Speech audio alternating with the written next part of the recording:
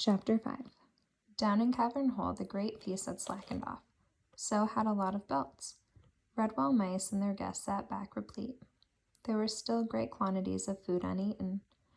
Abbot Mortimer whispered in Friar Hugo's ear, "Friar, I want you to pack up a large sack with food, hazelnuts, cheese, bread, cakes, anything you see fit. Give it to Mrs. Church Mouse, as secretly as you can without attracting attention.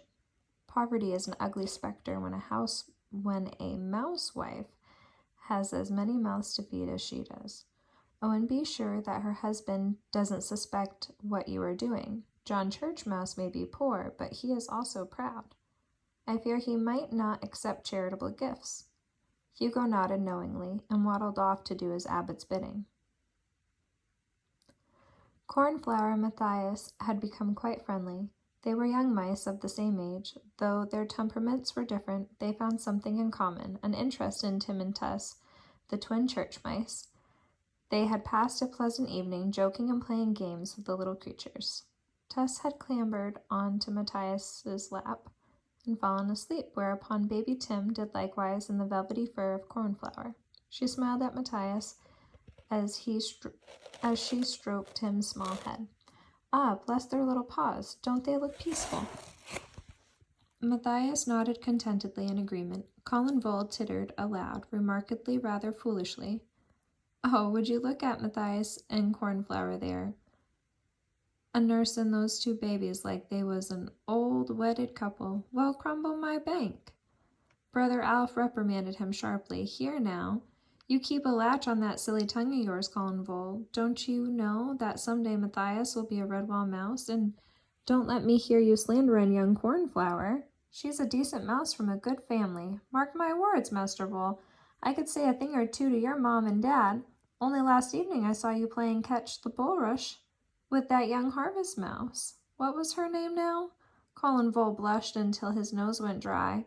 He flounced off, swishing his tail, muttering about going outside to take the air. Matthias caught a nod and a glance from the abbot. Excusing himself to Cornflower, he deposited the sleeping Tess gently upon his chair and went across to him. "Ah, Matthias, my son, here you are. Did you enjoy my Jubilee feast?" "Yes, thank you, father," Matthias replied. Good, chuckled the abbot. "Now, I was going to ask Brother Alf or Edmund to go on a special errand, but they are no longer young mice, and they both look quite weary at this late hour. So I thought I might ask my chief grayling catcher to carry out the special task for me." Matthias could not help standing a bit taller. "Say the word, and I'm your mouse, sir." The abbot leaned forward and spoke confidently. "Do you see the church mouse family?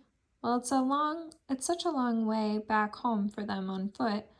Good heavens, and there are so many of them. I thought it would be a splendid idea if you were to drive them home in the Abbey car, along with any others going that way. Constance Badger would pull the cart, and of course, well, you would act as guide and bodyguard. Take a good stout staff with you, Matthias." The young mouse needed no second bidding. Drawing himself up to his full height, he saluted in a smart military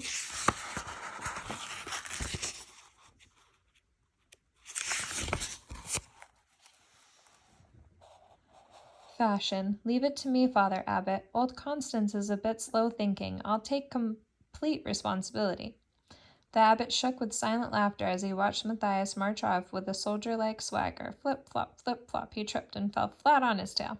"Oh dear, I'll have to get that young mouse some sandals that aren't so big," the abbot said to himself for the second time that day.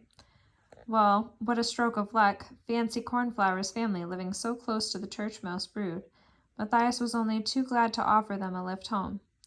Would Miss Cornflower like to sit next to him? She most certainly would. Cornflower's parents sat inside the cart, her mom helping Mrs. Church Mouse with the little ones, while her dad chatted away with John Church Mouse as they shared a pipe of old bracken twist.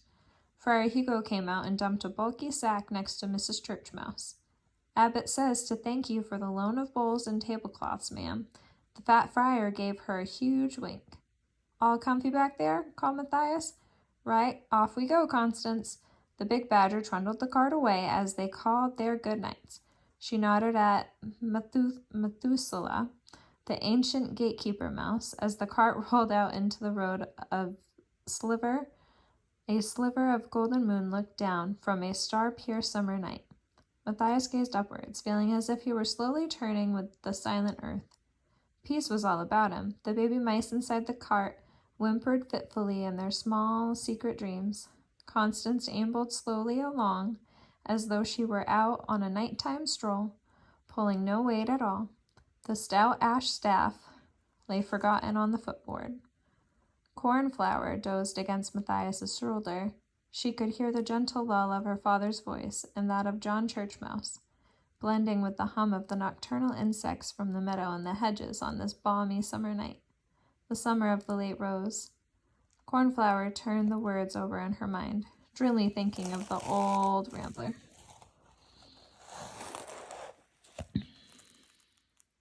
That bloomed in the Abbey gardens. Normally it was in full red flower by now, but this year, for some unknown reason, it had chosen to flower late.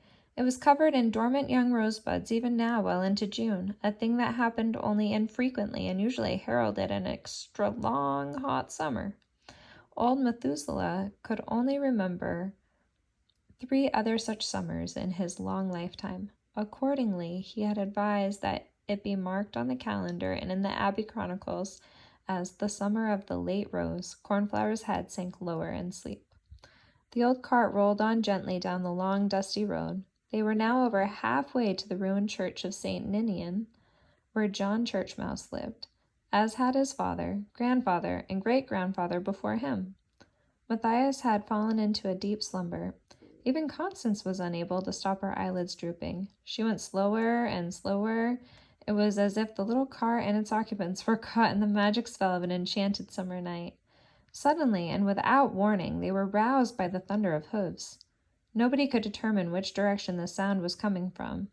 It seemed to fill the very air about them as it gathered momentum. The ground began trembling with the rumbling noise. Some sixth sense warned Constance to get off the road to a hiding place. The powerful badger gave a mighty heave. Her blunt claws churned the roadside soil as she propelled the cart through a gap in the hawthorn hedge, down to the slope of the ditch, where she dug her paws in, holding the cart still and secure, while John Churchmouse and Cornflower's father jumped out and wedged the wheels firmly with stones. Matthias gasped with shock as a giant horse galloped past, its mane streaming out, eyes rolling in panic. It was towing a hay cart, which bounced wildly from side to side. Matthias could see rats among the hay, but there was no ordinary rats. They were huge, ragged rodents, bigger than any he had ever seen. Their heavy tattooed arms waved a variety of weapons, pikes, knives, spears, and long rusty cutlasses. Standing boldly on the backboard of the hay cart was the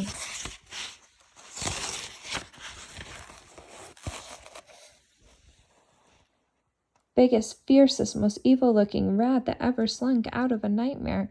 In one claw he grasped the long pole with a ferret's head spiked to it, while the other was his thick, enormous tail, which he cracked like a whip. Laughing madly and yelling strange curses, he swayed to and fro skillfully, as horse and wagon clattered off down the road into the night. As suddenly as they had come, they were gone. Matthias walked out into the road. Staff in hand, stray wisps of hay drifted down behind him. His legs trembled uncontrollably. Constance hauled the Abbey cart back onto the road. Cornflower was helping her mother, Mrs. Churchmouse, to calm the little one's tears of fright. Together they stood in the cart tracks amid the settling dust. "Did you see that?" "I saw it, but I don't believe it." "What in heaven was it?" "What in hell, more like." "All those rats, such big ones too." "Aye, and that one on the back, he looked like the devil himself." Seeing Matthias still stunned by what had happened, Constance took over the leadership. She wheeled the cart around. "I think we'd best head back for the Abbey," she said firmly. "Father Abbot'll want to know about this straight away." Knowing that the badger was far more experienced than himself, Matthias assumed the role of second in command. "Right. Cornflower, get in the cart. Take charge of the mothers and babies," he said. "Mr. Fieldmouse, Mr. Churchmouse, up front with Constance, please." Silently the mice did as ordered, and the cart moved off with Matthias positioned on the back, providing a rear guard. The young mouse gripped his staff tightly, his back to his charges, facing down the road in the direction the hay cart had taken.